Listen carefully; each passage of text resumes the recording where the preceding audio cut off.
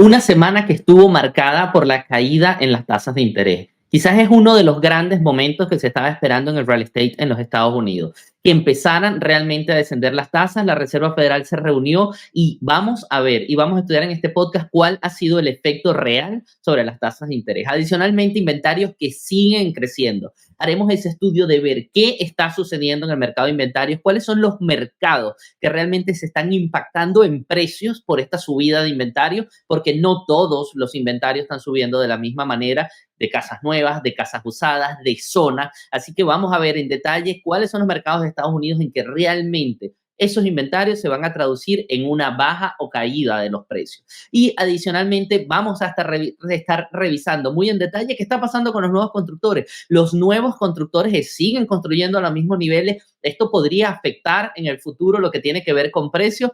Estamos viendo que ellos puedan generar una burbuja o una crisis en el futuro. Como siempre, nosotros con muchísima transparencia en Dónde Vivir en Miami Podcast, vamos a llevarte a ti todo lo que tenemos que ver esta semana para poder ver decisiones muy bien informadas, que tú puedas tener con transparencia y honestidad esa información para que minimices los riesgos a la hora de comprar, vender o rentar una unidad de vivienda. Como siempre, mi persona, Gabriel Peroso, estoy acompañado con mi amiga y socia Yenixa Molina, es un gran placer estar con ustedes. Es así, Jenny, una semana que estuvo cargada más de información económica. La caída de la bolsa de valores de New York fue bastante grande. Las tecnológicas perdieron terreno, pero en el real estate no parece que estamos en una crisis. Creo que veníamos de una crisis y esa venida de una crisis que ya teníamos desde alrededor del año 2022, con las tasas de interés tan altas, con la asequibilidad tan alta, también imposible comprar una casa para muchas personas, ha hecho que todo el desastre económico que pueda estar detrás en este momento entre el desempleo y la Bolsa de Valores de Nueva York, para nosotros más bien sea estabilidad. Cuéntanos qué dicen los reportes de esta semana del Redfin. Fíjate, el reporte esta semana de Redfin habla siempre basado en el pago mensual, siempre ellos hacen ese enfoque porque es una mezcla entre el precio y el interés y en cuanto repercute en el bolsillo del consumidor. ¿Qué pasa con el pago mensual esta semana? Fue de 2.667, es el pago promedio que termina ahorita el 28 de julio. Es una mezcla del precio de la propiedad y el interés, que estamos en 678, el promedio de la última semana. Ahora, de estos números que me llaman la atención y me salto todo y quiero mostrarles aquí. Me llama la atención el aumento o el descenso de las casas pendientes. Y eso lo podemos ver aquí. Ya te digo en cuánto están las casas pendientes. Discúlpenme. Aquí. Estamos hablando que las solicitudes de las compras de hipotecas bajaron un 14% año a año y con respecto a la semana pasada un 2%. ¿Por qué me llama tanto la atención? Los intereses están disminuyendo.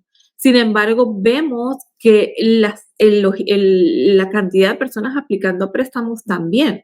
No hay un efecto opuesto y lo que me indica es que las personas están frenadas, se están quedando esperando qué es lo que sucede. En nuestros clientes escuchamos que algunos están esperando las elecciones y otros están esperando que las casas caigan de precio. Ambos escenarios es lo que veo en el mercado, veo que hay como una especie de espera. Y mi consejo es que depende de la zona donde tú estás y del producto que desees comprar, esta espera tiene sentido o no tiene sentido. Siempre tienes que estar al lado de una persona que conozca el mercado para saber si esto realmente va a repercutir en un beneficio para ti. Adicionalmente, siempre hablamos que los precios están bajando o están subiendo. Aquí tenemos el precio de venta medio es 392,000, que es un 4.1% más que el año pasado, y el precio de venta, esto es a como sale en el mercado listing, es un 5%. Pero si yo me vengo a los gráficos, lo puedo entender muy bien porque las personas a veces dicen, se confunde cuando uno hace la comparación. Este es el precio de venta. Si vemos, es realmente ha descendido. Si hablamos entre junio y julio, el precio de venta, la línea viene en descenso. Sin embargo, cuando la comparo con el año pasado, que es la línea anaranjada, estamos por encima, un 4.1%. Realmente, si no mes a mes, los precios han bajado, pero año a año seguimos en una marca positiva en aumento. Lo mismo pasa con los precios de lista. El precio de lista está un 5% más. Realmente, en comparación al año pasado, se ha mantenido estable. Sin embargo, vemos aquí un pequeño descenso. Adicionalmente, las casas pendientes, que es un indicador bastante importante, sobre todo cuando nos vamos a ver el cierre de las propiedades. Esto nos refiere al cierre de las propiedades futuras. Vemos el año 2024, que es este azul, es el año que, si lo comparamos con los 4 últimos años, es donde hemos tenido menos cantidad de ventas pendientes. ¿A qué se refiere? ¿Por qué es esta la consecuencia? Volvemos a repetirlo, precios elevados, intereses que aunque han bajado, siguen siendo elevados. Básicamente, esos son los números más importantes del reporte de Redfin, y el entender de que, a pesar de que dicen que los precios están aumentando, la tendencia es que bajen. Sí, hay que verlo mucho por zona, va a depender realmente de los inventarios y de ese comportamiento de los usuarios, Jenny. Todo indica, o sea, la caída de las tasas de interés era esperada, pero cuando llegan la gente no sale de inmediatamente porque piensan que van a bajar más. Entonces dice, bueno, déjame no pedir todavía crédito, déjame no entrar en el proceso porque si bajaron de 7 a 6,70, muy posiblemente bajen a 5,70. Entonces la gente genera ese primer efecto. Ya cuando pare un poco la bajada, quédate hasta el final del podcast para que veas cuál es el análisis de tasas de interés. Vas a darte cuenta de que puede ser un momento para entrar ahora, como puedes ver el análisis y pensar quizás un par de meses podría beneficiarte. Claro, y Yo quiero, también, sí, también las elecciones, Gabriel. Las elecciones de una u otra manera está frenando a las personas. Por algún motivo piensa que hay algún tipo de incierto que quieren definirlo y quieren saber qué va a pasar, y por eso están esperando después de noviembre. sí, correcto. Agregando al escenario esto, Jenny, tenemos los listing activos, en el inventario básicamente de viviendas en los Estados Unidos. La línea del 2024 sigue en ascendente. Esto es interesante. No estamos en general en los Estados Unidos a los niveles del 2018, 17 y 19. Seguimos por debajo, pero ya estamos por arriba del 20, 21, 22 y 23, que es bien importante. Y la tendencia es en subida.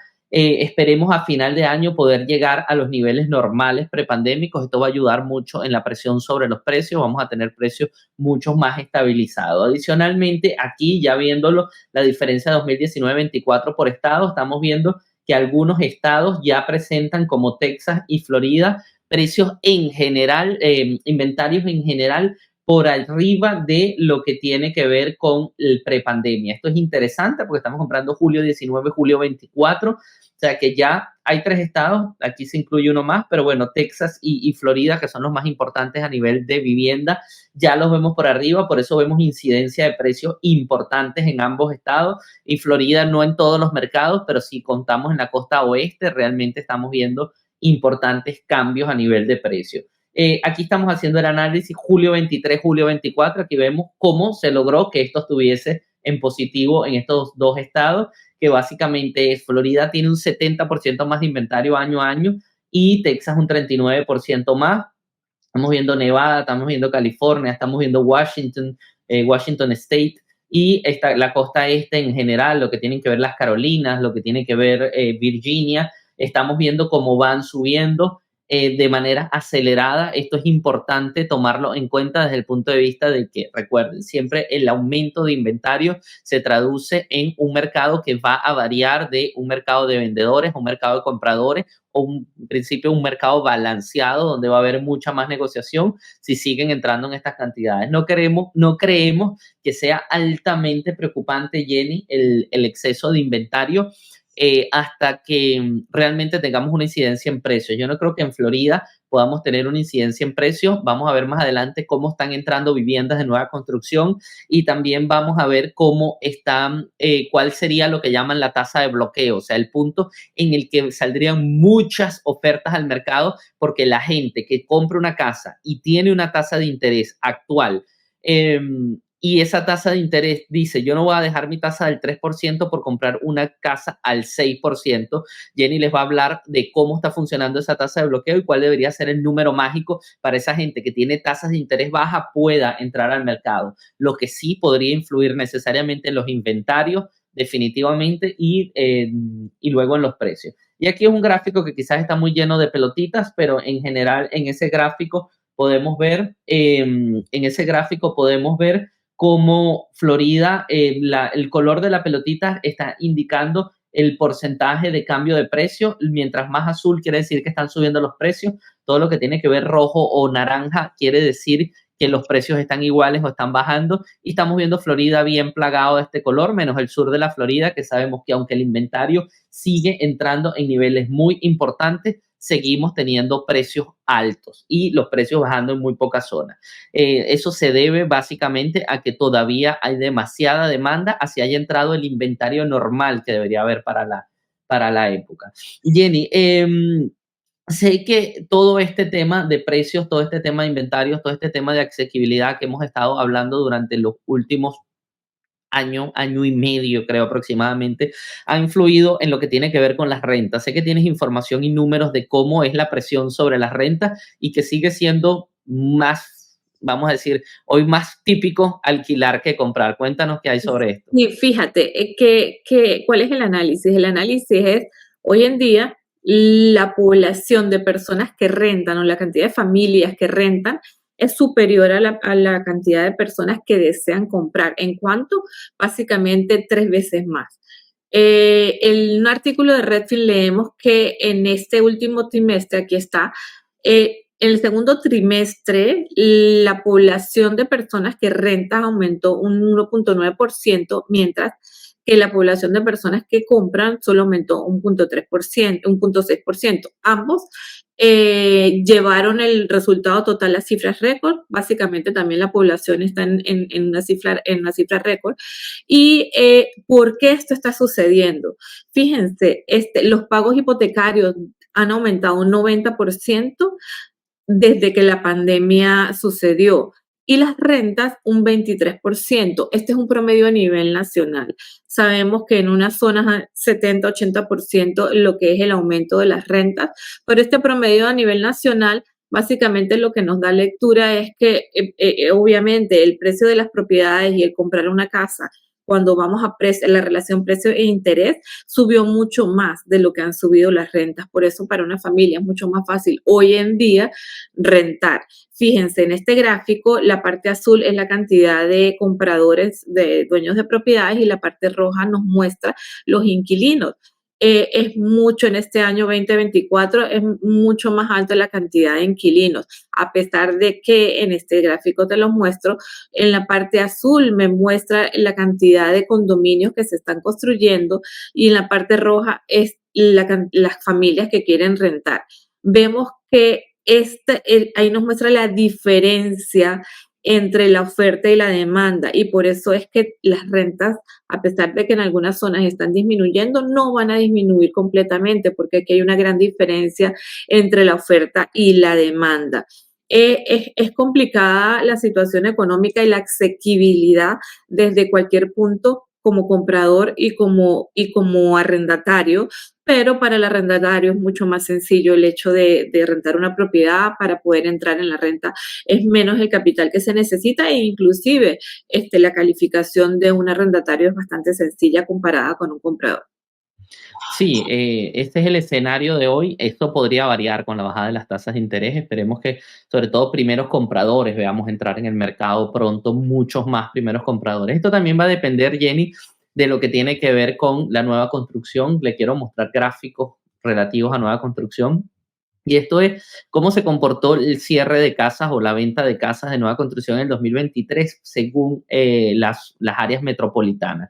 Aquí están las 50 áreas metropolitanas más importantes de los Estados Unidos, y estamos viendo que Texas básicamente lidera el top 5 con Arizona aquí, Phoenix, Arizona, pero Texas tiene 42,000 en lo que es la zona de Dallas, en la zona de Houston 32,000 viviendas vendidas. Si seguimos bajando luego, vamos a tener Florida, que vemos la primera en el número 7, la primera área metropolitana, que es Orlando, Kissimmee, y Tampa, San Petersburg. Básicamente esto es casi que un solo área metropolitana, esto está uno al lado del otro, está colindando Orlando, Kissimmee, Sanford con Tampa, San Petersburg, y estamos viendo que esta área metropolitana podría estar sumando alrededor de 26.500 viviendas versus las 42.000 y 32.000 de Texas. O sea, los números de Texas realmente son impresionantes, Jenny.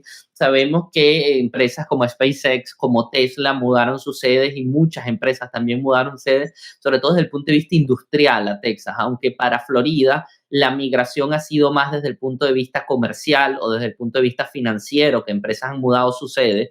Desde el punto de vista industrial, muchas han mudado su sede a Texas. Entonces, eso también está repercutiendo en que haya muchísima más construcción. Si vemos área metropolitana de Miami, que está en el puesto número 20, con 7.000 viviendas, esto es uno de los factores que nos indica a pensar que por eso en Florida o en el sur de Florida es más complicado que bajen los precios. Pueden ver que por ausencia de terreno, por falta de quizás de previsión de los constructores de cuanto a viviendas económicas o viviendas de clase media o primeras viviendas, porque si vemos en viviendas de lujo o apartamentos o condominios, Jenny, realmente el número también es importante, pero esas no son primeras viviendas dentro del mercado.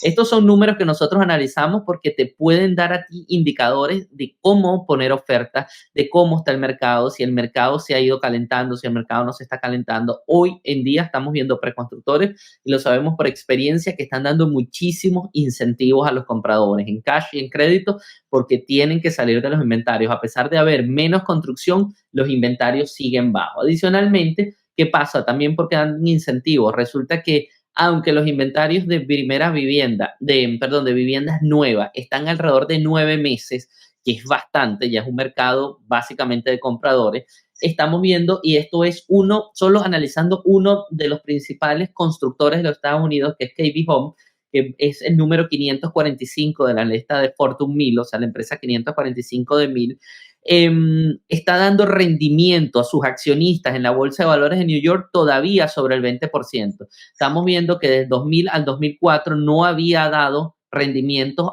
sobre el 20%, y lo empezó a dar después de la pandemia en el 2020, y sigue dando eso, aunque bajó un poco acá, bajó luego de lo que fue la subida de las tasas de interés, pero siguen con muy buen rendimiento. Este rendimiento indica que ellos, aunque tengan inventario, van a poder seguir dando incentivos, tienen un margen muy grande. Aquí podemos ver de manejar lo que tiene que ver con su margen de ganancia, y mientras puedan manejar su margen de ganancia, ellos van a seguir ayudando. Así que puede ser un punto importante cuando analizamos esto y cuando vemos esto. Si quieres entrar al mercado, analizar viviendas nuevas. Lo hemos dicho en los podcasts anteriores, las viviendas nuevas en este momento siguen siendo la mejor opción.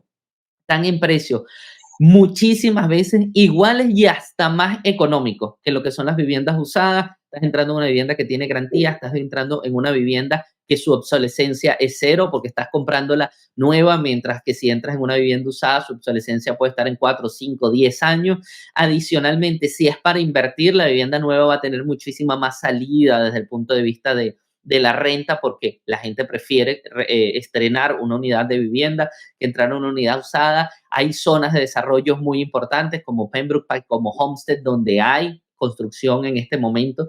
Así que si necesitas información, con todo gusto te la damos. Eso sí, siempre acompáñate de números, por favor.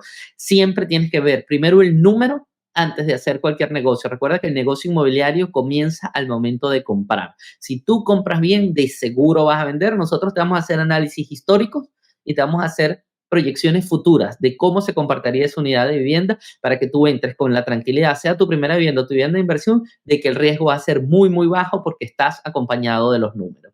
Jenny, continuamos con lo que tiene que ver con los avalúos. Hay un tema aquí interesante, que es cómo están funcionando los avalúos a nivel de los Estados Unidos y cuáles riesgos puedes tener si sufres un mal avalúo, y en qué casos son más frecuentes esos avalúos no accurate, no precisos. Sí, fíjate, ¿qué es el avalúo? El avalúo es el estudio o el valor dado por una persona licenciada, tiene una licencia para dar el precio justo de una propiedad. Lo hace basada en las condiciones de la propiedad estructurales, pero adicionalmente las condiciones de venta de las unidades alrededor de la propiedad en cuestión. ¿Qué sucede? Hay un artículo de CoreLogic que dice que los primeros compradores están más expuestos a tener problemas de avalúo que los compradores de viviendas por segunda, tercera vez o de viviendas grandes. Me voy directamente al gráfico, este gráfico que te muestra las diferencias entre el rango del avalúo con el precio en que se contrató, se hizo una oferta o un contrato de la propiedad. Y está dividido por el tamaño de ellas. Usualmente los primeros compradores van con unidades menores a 1800 pies, que es donde hay el rango mayor de diferencia. Básicamente el movimiento de las líneas es el mismo, y creo que la diferencia que sea mayor en las unidades pequeñas va más relacionado al sentido del valor de la propiedad. Usualmente las propiedades pequeñas se venden en precio por pie cuadrado superior a una unidad grande por el tema del monto total del valor de la propiedad. Es lo que pienso que está ligado, pero lo más importante para mí es que ustedes sepan que esa diferencia es negociable. Esa diferencia, cuando tú contratas o haces una oferta por una propiedad por un valor de $100,000 y el avalúo te vino por $95,000, hay posibilidades de negociar con el vendedor la disminución del precio de la propiedad, o simplemente, si no se llega a ningún acuerdo, salirte del contrato. Pero supongamos que tú quieres la propiedad y tienes el dinero suficiente para llegar del valor del avalúo, que es igual al valor que te presta el banco, al precio del contrato, tú también puedes poner ese dinero por encima en efectivo y simplemente quedarte con la propiedad. Los avalúos son importantes y necesarios a la hora de comprar una propiedad con un préstamo. Son requeridos por el banco, pero adicionalmente hay muchas personas que compran en efectivo e inclusive quieren hacer un avalúo para saber si la oferta que están dando es la correcta por el valor de la propiedad. Es algo muy común que cada contrato y cada propiedad se le realiza un avalúo, y sobre todo protege al comprador a la hora de negociar con un banco o a la hora de comprar una propiedad en efectivo. Sí, estos son temas técnicos muy importantes que tienes que tú que tener en cuenta a la hora de comprar. Siempre tu asesor debe ser un asesor de confianza y que tenga la expertise. Miami, de manera de chiste, siempre se habla de que todo el mundo es realtor, el médico es realtor, el señor que maneja el Uber es realtor, el que está en la bomba de gasolina es realtor. Y es verdad, hay muchísimas personas licenciadas para trabajar en real estate, pero realmente sabes tú si la persona que te está asesorando trabaja esto, conoce todos los aspectos, es profesional del real estate. No es lo mismo tener la licencia que ser un profesional, dedicarte a tiempo completo, tener el equipo de soporte. Si tú estás pensando comprar, rentar, vender, debes acompañarte de números, debes acompañarte de especialistas y debes tú comprender que comprar una casa no es simplemente pagar el precio, es saber cuál precio estás pagando, cuál es el precio justo, saber cómo va la negociación y luego llevar todo el proceso para que cuando vayas a firmar no tengas ningún problema, y más aún cuando recibas la llave y entres en la casa no vayas a tener sorpresas de la estructura de la casa, no vayas a tener sorpresas con el banco, no vayas a tener sorpresas con los taxes, con el seguro y con nada. ¿Por qué? Porque una persona ayudándote a que ese proceso fluyera y que adicionalmente te previene de cualquier inconveniente futuro que puedas tener. Yo quería mostrar, Jenny, en este punto lo que tiene que ver con el ingreso o el salario promedio para comprar una casa en los Estados Unidos. Este gráfico nos muestra que el precio de una casa promedio en los Estados Unidos es alrededor de $390,000 y se necesita un salario familiar de $104,000 para poder afrontar un pago de $2,435. Este estudio está hecho con información a mayo del 2024. Home Sweet Home es la fuente y el estudio termina dándote información. Las columnas amarillas es la cantidad de ingreso o salario anual que necesita el hogar para poder comprar, y el piso verde o la parte verde que está debajo de la columna es el precio medio en la ciudad. Si nos vamos a las áreas metropolitanas más pobladas de Estados Unidos, estamos viendo San Antonio, Texas, requiere $90,000 de ingresos, Austin 135, Dallas 110, Houston $98,000 de ingreso familiar, y los precios están rondando, aquí podemos ver, en aproximadamente 200, 300, de 200 a 400 mil dólares el precio promedio de una vivienda. California ya, como siempre, es un mundo aparte. En California tenemos 241 mil dólares para San Diego, 207 mil para Los Ángeles, 463 mil para San José, con una casa promedio de 1.8 millones de dólares en San José. Tenemos Seattle con 191 mil, ya la costa este, New York 186. Estamos viendo que realmente es importante el nivel de ingreso en las principales ciudades de los Estados Unidos. Podemos ver ya en la zona central de los Estados Unidos precios por debajo de los 100 mil, con Oklahoma en 70 mil, Denver, Kansas City en 83 mil, Memphis, Tennessee 71 mil. Y estamos viendo el sur de Florida con 159 mil, Miami, en Tampa 106 mil, Orlando 114 mil. Todo, básicamente toda Florida está sobre los 100 mil dólares, hasta Jacksonville en 103 mil dólares, y los precios promedios están altos. Si vemos el sur de la Florida, el precio supera los 500 mil, vemos que el verde es el verde más intenso, y hacia esta zona está entre 300 y 400 mil dólares.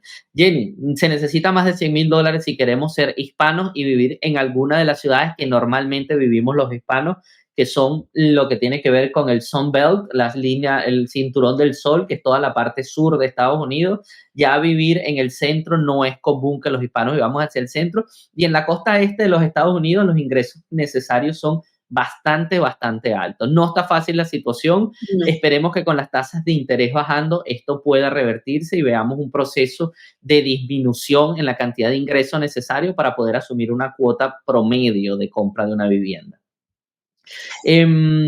Continuamos, Jenny. Tengo lo que tiene que ver con intereses, justamente. ¿Cuál es el número mágico que estamos hablando en materia de intereses que podría hacer que muchos vendedores entraran al mercado de vivienda? Sí, mira, una encuesta reciente dijo que era el 5%, que básicamente dice casi el 50% de los propietarios de viviendas dijeron que las tasas deben caer por debajo del 5% para sentirse cómodos, vender la que tienen y comprar una casa nueva. El punto es, ¿cuándo va a llegar ese 5%? Realmente no lo sabemos. No sé si, Gabriel, tú ves las tasas hipotecarias en algún momento por debajo del 5%, quizás 1, 2, 3 años, cuánto se tome, no lo sé, pero esto es lo que dice la encuesta que va a mover a los actuales propietarios. Y realmente dice que 6 de cada 10 hipotecas tienen tasas inferiores al 4%.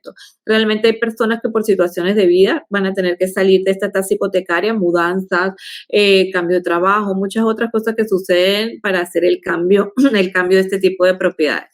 Realmente el punto aquí es, están atrapados estas personas con estas casas que tienen estos intereses bajos, pero mi análisis viene a qué va a suceder si las tasas bajan, supongamos, al 5% y aún tenemos un inventario elevado con todo este ingreso de unidades de estas personas que ya se sienten desbloqueadas y van a vender sus casas. Entonces, realmente va a ser interesante cuando llegue este momento, sean 2 años o 3 años, muy probablemente tengamos inventarios elevados en condiciones normales, lo que era antes de la pandemia, y vamos a ver qué va a suceder con los precios en ese momento. No sé qué opinas tú, Gabriel. Sí, aquí en pantalla les dejé lo que tiene que ver con las tasas actuales y cómo está la cantidad de mortgage según la tasa de interés. Sí, Jenny, mira, el 4% hacia abajo es donde está la gran masa. De 4% hacia arriba realmente es muy poco, apenas el 7.63 tiene tasa sobre el 7, o sea, nada más esta gente sería la que podría estar pensando en un refinanciamiento o estaría vendiendo cómodo su casa y entrando en una tasa del 6%. Toda esta gente que está aquí del 5 hacia arriba sería tonto vender tu casa al 5 o al 4.75 para entrar a una tasa al 6.50. En estos momentos, ¿cómo están las tasas, Jenny? Vamos a terminar el podcast hablando de tasas de interés 6.40. No se había ni se esperaba que esto fuese así. Es una reacción al fenómeno de que la Fed en esta reunión cambió básicamente palabras en su rueda de prensa, y esas palabras fueron que ya no ve como una posibilidad que exista una desaceleración de la economía en Estados Unidos, que ve como una posibilidad de que el empleo vaya en buen ritmo para ver que la inflación va a ceder, sino ya ven realmente que está sucediendo, ya ven que el empleo se está afectando, ya ven que que la inflación se está afectando, ya ven efectivamente que se está hablando de términos de posible recesión, ya no se habla necesariamente de un aterrizaje suave, lo que se traduce en que ya el mercado tomó esto como cierto y puso 6.40. O sea, tomaron acción al oír que la Reserva cree que en septiembre o en noviembre va a tomar acción para bajar un poco las tasas referenciales interbancarias. Ya los prestamistas dijeron, tomémoslo como palabra cierta y empecemos a bajar. Esto no se había visto, Jenny, tú lo sabes, desde hace mucho Sí. tiempo. 6.40, estábamos hablando de 7, en todos los demás podcasts hemos estado hablando de 7. Aquí ven cómo bajó de 6.86, 6.80, 70, cuando la Fed habló a 6.62 y cerró el viernes en 6.40. Básicamente este es el Fed Watch, que quiere decir la reunión de noviembre, que se está esperando la reunión de noviembre. 70% de los analistas creen que las tasas van a estar entre el 4.75 y el 500. Actualmente están a 500, 525, que esto es 5.25. 30% cree que se van a mantener igual en noviembre, pero ninguno ya piensa que se van a mantener igual a partir de noviembre. O sea, a partir de noviembre de seguro van a bajar. Aquí vemos ya cómo es la predicción mayoritaria de los expertos. O sea, se prevé, Jenny, que las tasas desde el punto de vista interbancario estén a niveles del 3.25, 3.50 para julio del año que viene. Esto quiere decir, o se puede traducir en la posibilidad bastante remota para mí de que tengamos tasas al 5% de lo que tiene que ver con hipoteca. ¿Por qué? Porque sacan un análisis que no es un análisis económico real, pero es un análisis económico que les puede servir. Si la tasa está en 5 puntos y la tasa de interés está en 6.40, básicamente estamos un punto y medio por arriba de la tasa interbancaria. Si aquí la tasa llegara a estar en 3.50, le sumamos un punto y medio, es 5%. O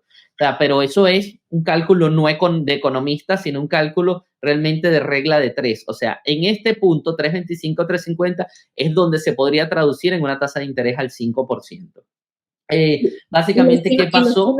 Y la estiman para julio del año que viene. Julio, sí, reunión de julio del año que viene, la Fed debería estar en recortes al 3.25, 3.50. Hay elecciones, hay sonido de guerra en el Medio Oriente, si hay sonido de guerra en el Medio Oriente, hay gasto del gobierno americano, las empresas empiezan a perder mercado, hay posibilidad de que el petróleo suba de precio, o sea, empieza a verse un mercado mucho más complicado dentro de los Estados Unidos y ese mercado se puede traducir en que la Reserva no vea tan fácil que esto baje. ¿Qué pasó realmente adicionalmente? ¿Qué fue lo que más impactó a la Reserva Federal? Básicamente fue el desempleo. El desempleo subió de 3.5, el rate de desempleo de julio del 2023 de 3.5 a 4.3 en julio del 2024. O sea, tenemos un aumento importante y considerable. Sigue habiendo un fenómeno interesante dentro de la economía, que es que teníamos 5.900.000 desempleados en julio del 2023, ahora tenemos 7.100.000 al julio del 2024, sin embargo la fuerza laboral sigue siendo más grande, o sea, hay más desempleo, pero hay más trabajo, o sea, quiere decir que se crean trabajos, pero los trabajos que se crean no son cubiertos por ese desempleo, o sea, que la brecha de desempleo realmente es más grande, o sea, que eso impacta necesariamente en la economía, quiere decir que según indicadores, Jenny, importantes, hemos pasado un umbral